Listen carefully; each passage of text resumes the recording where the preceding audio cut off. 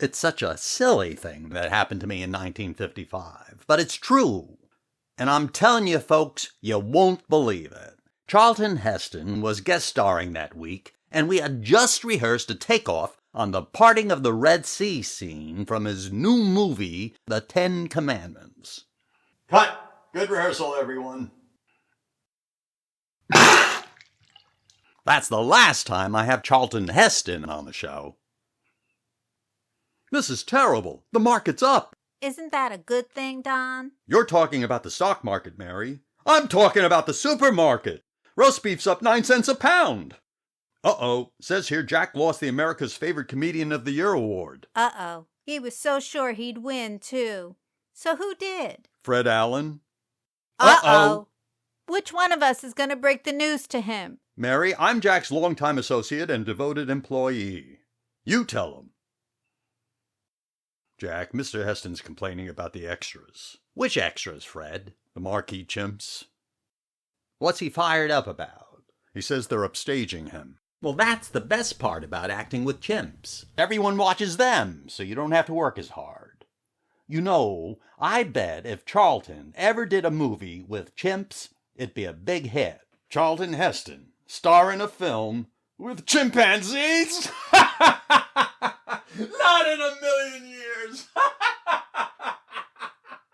Oh, Jack, I thought you'd like to know. The press announced their winner for that America's Favorite Comedian of the Year award. They did? Well, I'm humbled by their well-deserved recognition.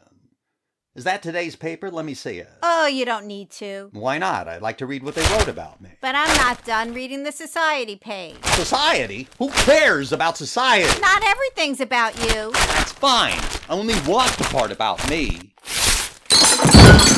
You know, I had some pretty stiff competition. The judges evaluated the most accomplished comedians in America, like George Burns, Bob Hope, Milton Berle, and Groucho.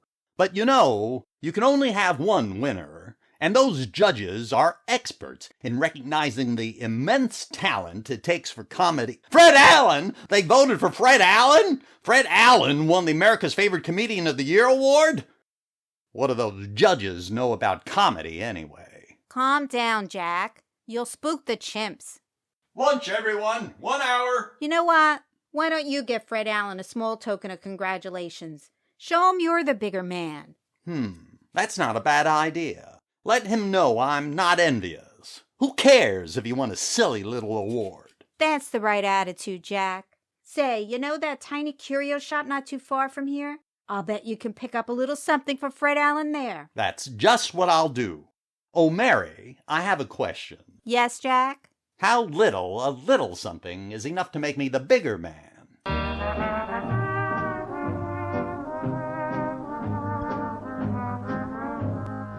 Mister, you've been rummaging through that bin for a while now. Are you shopping? Or did you lose something valuable in there?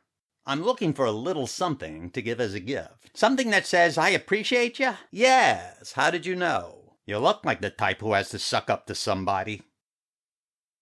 The thing is, I never bought a curio before. I wouldn't know the first thing about them.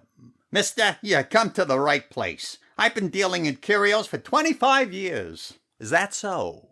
As a matter of fact, I have a certification in curios. You do? You must be very good. I don't want to brag, but I've curated thousands of curios. I know how to examine curios, research curios, evaluate curios, authenticate curios, and appraise curios. Well, then I have every confidence you're the right man to help me. If it has anything to do with curios, I certainly am. Now, gee, I hope you don't mind a silly question, but what exactly is a curio? I don't know. You don't know? Sometimes it's a bric-a-brac, sometimes it's a tchotchke. Who can tell the difference? What about this? It looks kind of nifty. It has a leprechaun and says, I may be drunk, but leprechauns don't actually exist, so what's your excuse?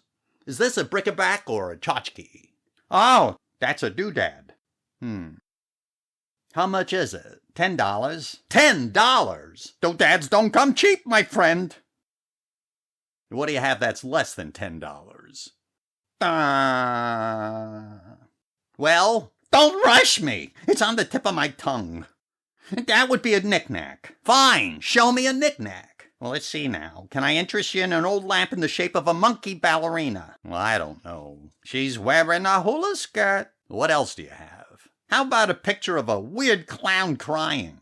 I can let you have that for $5. A clown crying. $5, eh? No, what's the cheapest thing in the shop? Gee, let me think. I'm sure the answer is staring me right in my face. Hey, is that some sort of wisecrack? Here it is, right in front of me, just as I thought. Oh, and how much is that? Just $1. When is a pocket watch cheaper than a doodad? When it don't work. The fella I got it from said it was struck by lightning. You expect me to pay good money for a broken pocket watch? Hey, don't be mean. It's not the watch's fault it was struck by lightning. All right, let me take a look at it. Well, okay. Promise you'll be nice. I will. $1, eh? Well, let me try winding it. Maybe there's a chance. Stop! Don't wind it! That fellow also warned me never to wind the watch. Not under any circumstances. Ever! Why not? I knew there was something I forgot to ask him. You ever have that feeling there was something you forgot to say? Yes. Go on. I forgot what I was saying. You know what? I'll take it. Oh, happy day. It's a lucky charm. What are the odds it gets struck by lightning a second time? Whoever wears it is practically guaranteed not to be hit by lightning. And for $1, it's cheaper than hazard insurance. I'd call that a bargain. What would you call that? Oh, never mind. Here's your $1.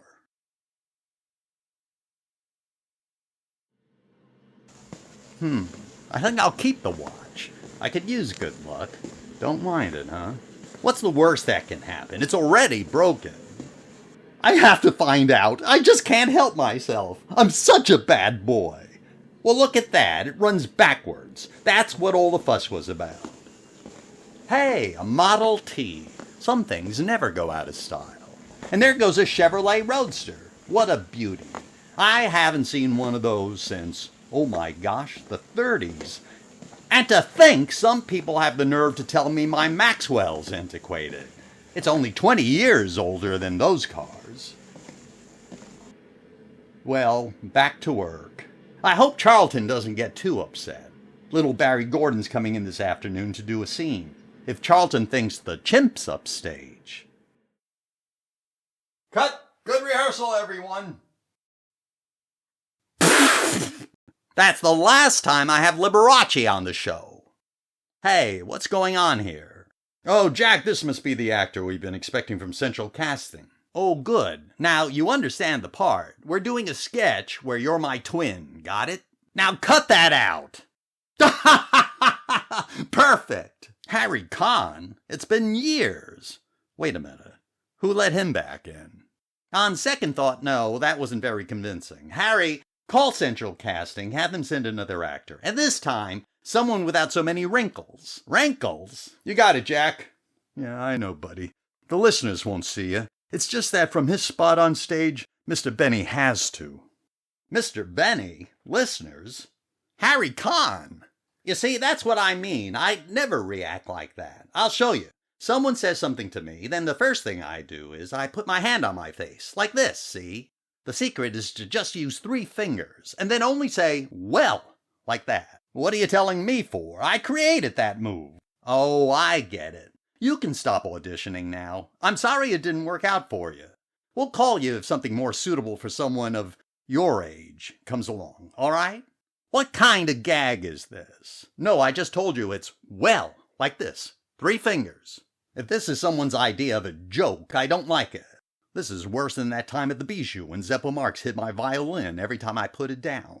He wanted me to think I was going crazy. That's right. Say, wait a minute. Make you think you're going crazy. Yeah, what a prankster. I'm going to miss him being in the Marx Brothers. He was just wonderful in Duck Soup last year. Last year? What year do you think this is, anyway? Think it is. It's 1934. What kind of silly question is that? All right, this has gone far enough. What's gone far enough? What are you talking about? You know what I'm talking about. Hey, so you didn't get the part this time. There'll be other opportunities. Let's not go loony here. I'll show you. Watch out! The loony's got a newspaper. It's 1955, see? Okay, friend, take it easy.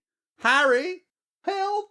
I'm no loony, it's today's paper. See the headline? Soviets plan rocket launch to outer space. Ha! Gotcha, Mr. Man of Tomorrow. Everyone knows what goes up must come down. There's no way a rocket can keep going up all the way into outer space. It's impossible. What happens next? I suppose we land on the moon? I'm telling you, I'm Jack Benny and it's 1955. And I'm telling you, I'm Jack Benny and it's 1934. If you're not a loony, then what are you trying to pull, huh? Take your phony paper and scram. I wasn't born yesterday. You sure weren't. You were born in 1894, which means you just turned... Shh! Do you have to be so loud? Besides, that's a matter of public record. I tried getting it expunged, but they said it's permanent. How about the time you sat down on your violin bow? That's not on the record. Yeah, boy, did that leave a mark. A minor detail, but when you walk, it looks like someone winking. Especially the way I walk, and say, no one knows about that. Even Mary believes your little story it's a war wound you suffered in the Navy. How did you find that out? And Mary jokes about how that makes you a reared admiral. That too. And you're still jealous you didn't come up with that joke first. Okay, how do you know all this? I'll show you. The length I have to go to just to confirm a minor detail. You folks might want to shut your eyes for a moment. Yipes! Let me see that paper. This can't happen. It's not possible. Fred Allen wins Favorite Comedian Award? I got a question. If you're really me from the future, then tell me, how many girls did I kiss before I met Mary? In real life? Or just their pictures under your bed covers? You made your point. But how did you get from 1955 to 1934? It's the strangest thing. I was walking to the studio with this watch I just bought, and I wound it up like this. Let me see that. It's running backwards. So you're telling me that in the future, I spend good money on shoddy merchandise? No, you bought shoddy merchandise for good luck. Oh, so in the future, I'm just an idiot. Well, that's a relief. I'm telling you, I think that watch sent me back in time. Well, I may believe you, but I'm not convinced. Gentlemen, I bid thee welcome to the Globe Theatre. Convinced now? My soul hath not rested a moment awaiting the arrival of such renowned theatrical consultants as yourselves. Who, us? But we're as theatrical as a theatrical consultant can get. William Shakespeare, at thy beck, my lords, obedient to thy grace's will. Are you still saying hello, or did you lose something? I'm in the most dire need of thy guidance, for none of my plays hath been successful. I needeth people to buyeth tickets. I've bills to payeth. The missus says if I can't make a go of it by month's end, I have to get a regular job. Like a peasant. Look at me. I'm too overqualified to be a peasant. I'll take this, Jack. Well, I hate to sound immodest, but I can say I've worked with some of the best writers in the business. Ooh, do tell. I'll take this, Jack. No doubt you heard of Milt of Josephburg, Al of Gordon, John of Tackaberry. Never heard of them. Of course not. I should waste the great Shakespeare's time telling you of the ones you heard about. What for? After all, you already heard about them. I think that makes sense. Then tell me, I sent thee my plays to read. Whither am I going wrong? You take this, Jack. Well, your plays are depressing. What with people scheming against each other, plotting murder, seeking revenge. What are you doing? The man asked a question, I'm answering the man's question. You realize you're telling Shakespeare where he's going wrong. I didn't want to be rude. You know what rude is? Telling Shakespeare his plays are depressing. That's what's rude. Wrong. It would have been rude had I ignored his question. Instead, I answered his question, which was the polite thing to do. It's not polite when you're calling his plays pathetic. Well, what are you blaming me for? He's the one writing pathetic plays.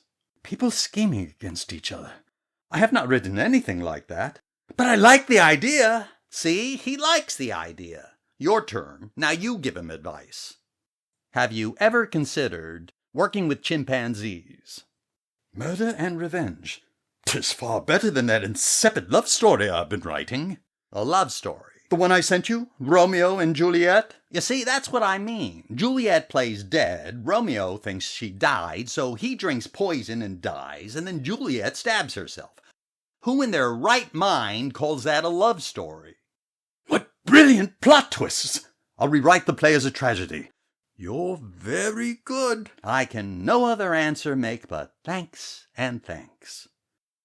Ooh! Oh, for Pete's sake. What? What my colleague is trying to say, Willie, is keep it light. Look, we'll do one of our highly regarded comedy routines. That'll give you the idea. One moment, I wisheth my assistant to see thy enactment of a prime example of humour. Oh, Dorchester! Yes, boss? The theatrical consultants are hither. They wish to demonstrate the latest in comedic stylings. Who? These two? If you say so. Proceed, gentlemen. Excuse me, do you work here? See, what's your name? Si? See? Heard it! What do you mean you heard it? It's an old routine. How can that be? Nay, Gallant says, I fear the problem in my plays doth lie somewhere else. If I may say, you're too wordy. I fear the problem in my plays doth lie somewhere else is too wordy. No, I'm saying your plays are too wordy. The bard gets paid by the word! Alas, perchance you're right. I struggle with a passage I'm currently writing. What thinkest thee of this? I question whether 'tis more honourable to endureth suffering whilst in the state of being alive, or chooseth relief in the state of not being alive, which then I'd need to actually die, so excuse me, but 'tis a pretty lousy question any way thou slices it. What if you just say, to be or not to be, that is the question? Thou hast done it again! Dorchester! Quill and ink! I must have quill and ink!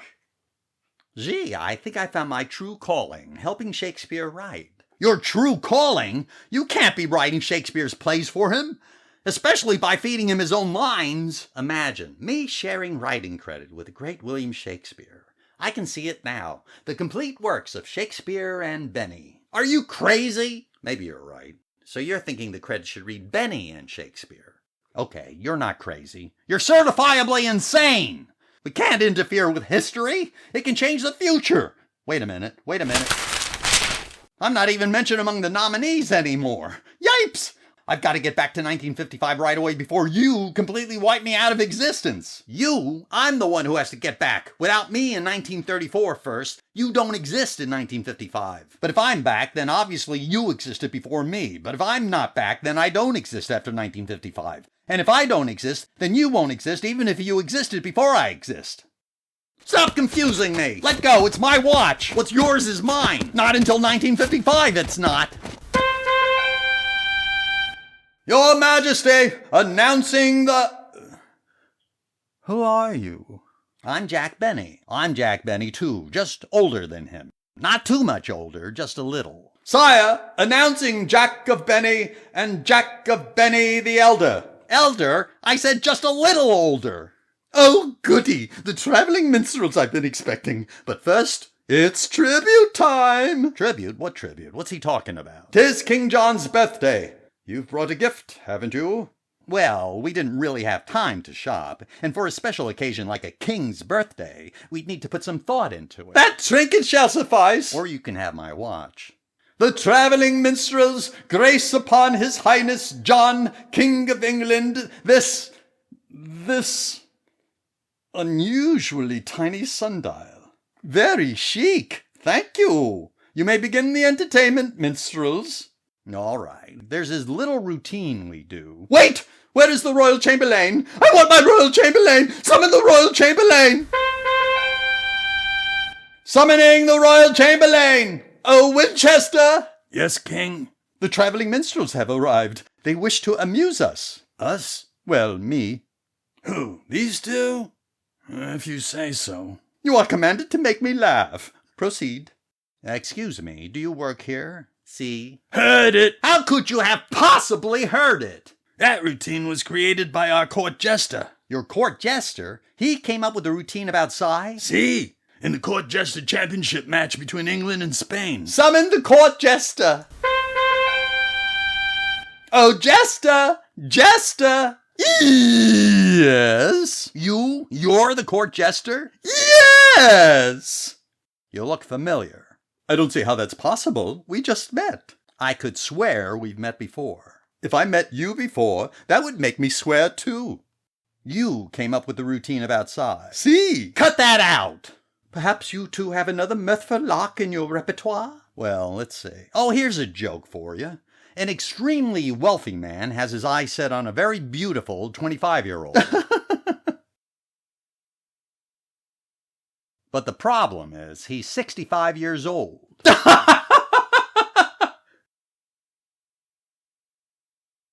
So he asks his friend, be honest with me, do you think I have a better chance she'll marry me if I tell her I'm 40? Better chance. Tell the king what his friend says, Jack. His friend says, I think you have a better chance if you tell her you're 90. I don't get it. Oh, Jester? Yes? Would you care to perform your routine and show these minstrels what's funny? Oh, would I? Lords and ladies, now we're going to hear something that's actually amusing. What was so bad about our joke? Proceed, Jester. A performance by the court jester. Once upon a time, there was a carriage driver who had a horse named Maxwell. He tried to get the horse to budge, but Maxwell went...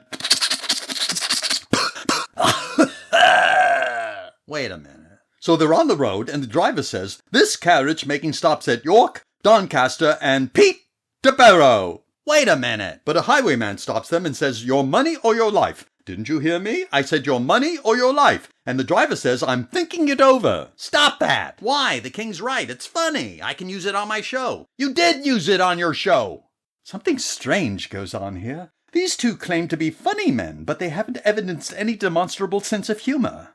There's only one answer. They're spies. Spies? What makes you think we're spies? Well, I've seen lots of minstrels, and not one of them ever looked like you. Espionage is such a nasty charge. What have you to say for yourselves? It's absurd, preposterous, and in closing, Your Honor, may I say, we're not spies. That proves it. How does that prove it? Because that's exactly what a spy would say. Arrest them! They're spies! Are you going to let him arrest us? Do something. I'm waiting for Robin Hood to swing by. You know, Robin Hood's just a fantasy. So's your idea that I do something. Go on, tell the king he can't arrest us. Me? Why not you? Because he needs to know we're not being funny. And you've established you do that so well. Thanks, that's a... Hey. Take them to the dungeon. They're to be hung on the gallows tomorrow at 10. Say something. Wait a minute. Dost thou have a problem with His Majesty's orders? I just wanted to know which 10, AM or PM. Stop! Her Highness the Princess. Uncle, as it's your birthday, isn't it customary to grant a reprieve to one of the condemned men? Maybe. Just one, but we're a matching set. And oh, I don't know, but I have a feeling it's going to be the cute one. Which cute one? We're both the cute one. You're not. Don't they have mirrors where you're from? Just a crazy hunch, but I think it's you she likes. Play along. This may be our only chance. But my heart belongs to Mary, and our neck's going to belong to the hangman. Excuse me, your regalness. Sire, Jack of Benny wishes to address your royal highness. Granted, but please, no speeches about that King John's such a tyrant, that King John's such a bad boy. I just hate when people make the conversation all about me. King John, if you just give us a little time, I'm sure we can prove to you we're not spies. He's right, Your Majesty. Spies are the last thing we'd ever be. A prophetic speech, sir, for that is exactly what is going to happen. Thank you, Aunt. What? How much time would you need to prepare your case? He took the bait. Our 20th century smarts are no match for these barbarians. Now I'll reel 'em in. Watch this. Oh, I'd say a day. 2 days tops, too.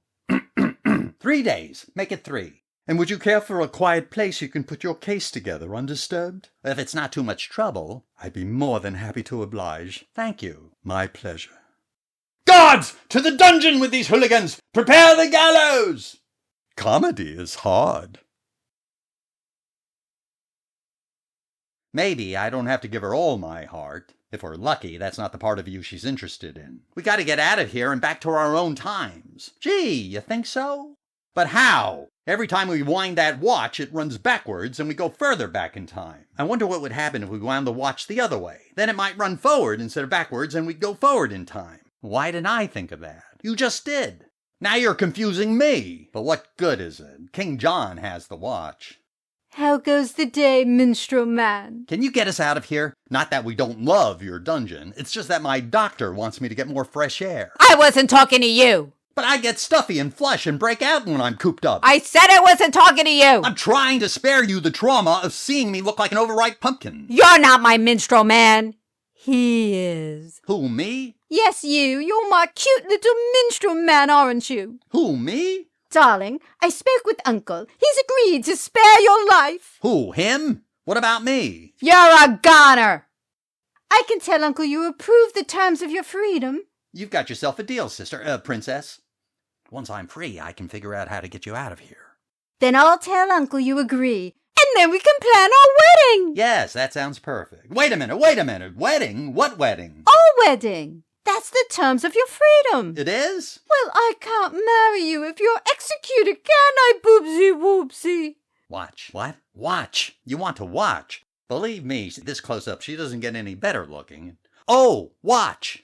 I shall take several days for my monthly bath, scouring, perfuming, powdering, and girdling.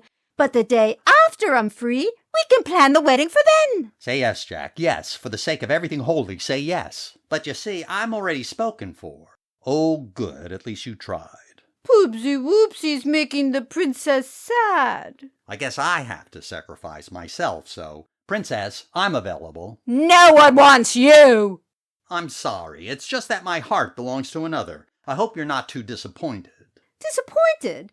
Darling, if there's one thing I most admire about you, it's that you're virtuous and loyal. Oh, that's two things. There are two things I most admire about you. You're virtuous, loyal, and devoted. 3 things! There are 3 things I most admire about you. I hate to interrupt, Princess, but when you're done, would you grant me a last request? And polite. 4 things.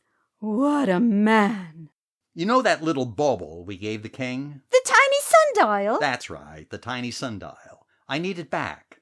What good is a sundial in a dungeon? You're indoors, you silly you. Yes, but the tiny sundial doesn't know that. Oh.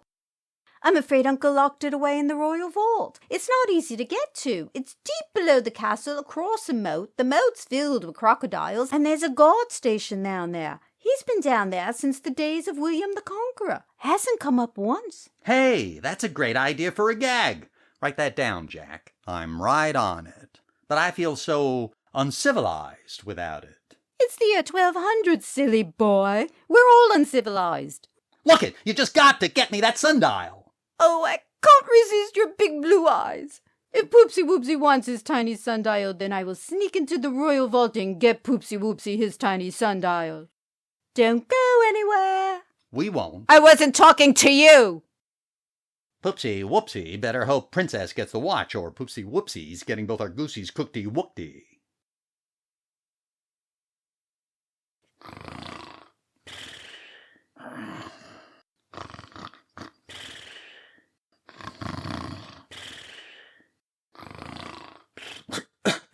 Holy mackerel! It got late! The princess never came back. Maybe the Vault Guard got her. Gee, poor kid. She risked her life for her Poopsie Whoopsie. Oh, great. Now who are you gonna marry to get us out of here?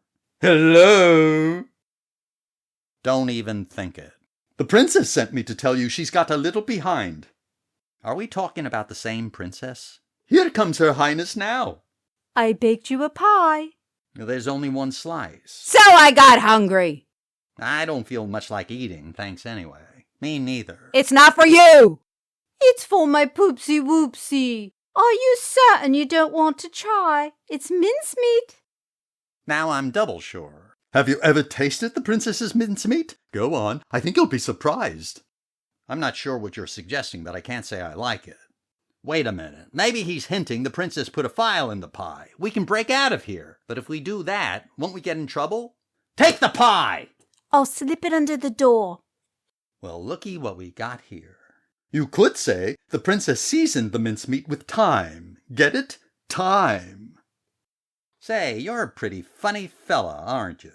I could use someone like you on my show. If you're ever in 1934, look me up. Ooh, there's one much funnier than me. There is. Yes! The winner of the Court Jester Championship match between England and Spain. Who's that? Federico Pepito Lombardo Tortilla Jalapeno Pimiento Garbanzo. De la Allen. Now look, Jack, I've given this a lot of thought, and we have to make sure that at least I get back. You? Why you? Because I'm getting eradicated out of existence as we talk. And if I'm eradicated, so are you. You don't want that to happen to us, do you? Well, of course not. Thanks, Jack. I knew you'd understand. Now give me the watch. But you're thinking about it all wrong. You see, with all the new ideas for material I picked up, obviously I have to be the one who goes back. I'll get the new gags going, and by 1955, I'll be you anyway. Or you'll be me. Well, whichever way it works, it all turns out perfectly fine in the end, see? You're right. I wasn't thinking clearly. I feel better now. Give me that watch! You can't have it! I just want to go back to my regularly scheduled time. I'm sorry, but your regularly scheduled time has been preempted to bring you me. Wait a minute, where's the watch? Where'd it go? It must have slipped out of our hands. It's that darn mincemeat all over it. Ooh!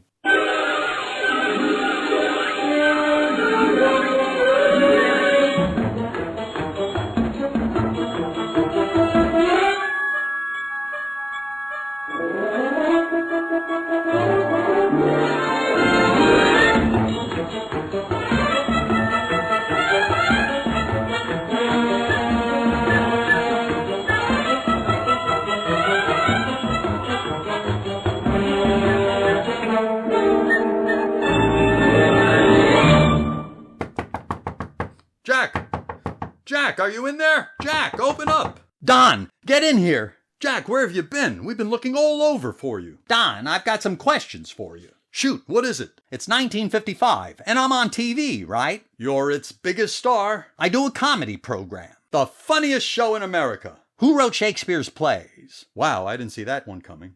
If I recall literature class correctly, Shakespeare. There's some nonsense saying others did, but they're crackpot theories. Crackpot? Gosh, Jack, I had no idea you took Shakespeare so hard. Are you going to be all right? Don, did you know that if you went back in time far enough, you'd collide with the Big Bang and bounce right back?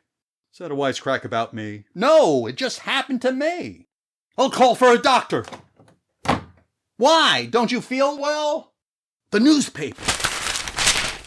Hey, my name's back. Yippee! Wait a minute. I still didn't win? Those people that warn you not to change history because it affects the future? Bunch of hooey! The watch! I've got to get rid of it. Some poor schnook might accidentally propel himself back in time and get stuck there forever. I know! I'll send it to Fred Allen. Now, let's see. My other me had it, then I took it, then when my other me grabbed it again... Uh-oh. Time travel. You go back years, but you don't even get 1 day younger. So, big deal. Hey, I'll bet with all these great new gags I'm going to do, my 1955 me won the Favorite Comedian of the Year award in the future. Now I'm confusing me. Hello? Huh? Ooh, I can't wait to be on your show.